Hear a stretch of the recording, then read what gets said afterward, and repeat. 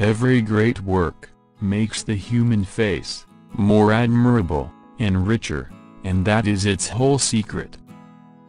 In order to exist, man must rebel, but rebellion must respect the limits that it discovers in itself, limits where minds meet, and in meeting, begin to exist. An intellectual is someone whose mind watches itself. Against eternal injustice, man must assert justice, and to protest against the universe of grief, he must create happiness. Lying is not only saying what isn't true.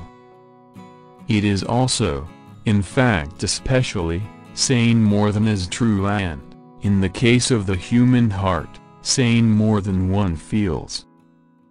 We all do it, every day, to make life simpler. Some people talk in their sleep. Lecturers talk, while other people sleep. A guilty conscience needs to confess. A work of art is a confession. We are all special cases. The role of the intellectual cannot be to excuse the violence of one side, and condemn that of the other.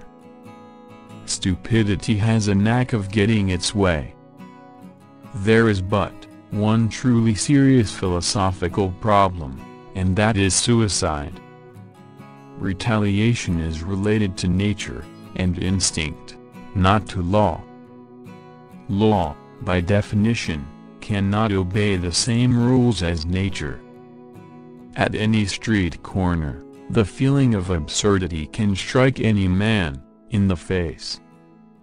After all manner of professors have done their best for us, the place we are to get knowledge is in books. The true university of these days is a collection of books.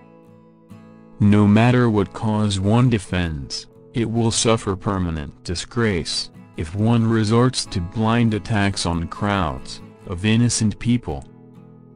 Man wants to live, but it is useless to hope that this desire will dictate all his actions. I draw from the absurd three consequences: my revolt, my liberty, my passion. To abandon oneself to principles is really to die, and to die for an impossible love, which is the contrary of love. We used to wonder where war lived, what it was that made it so vile. And now we realize that we know where it lives: inside ourselves. To cut short the question of the law of retaliation, we must note that, even in its primitive form, it can operate only between two individuals of whom one is absolutely innocent, and the other absolutely guilty. The victim, to be sure, is innocent. But can the society that is supposed to represent the victim lay claim to innocence? Working conditions for me have always been those of the monastic life, solitude and frugality. Except for frugality, they are contrary to my nature, so much so that work is a violence I do to myself. Don't believe your friends when they ask you to be honest with them.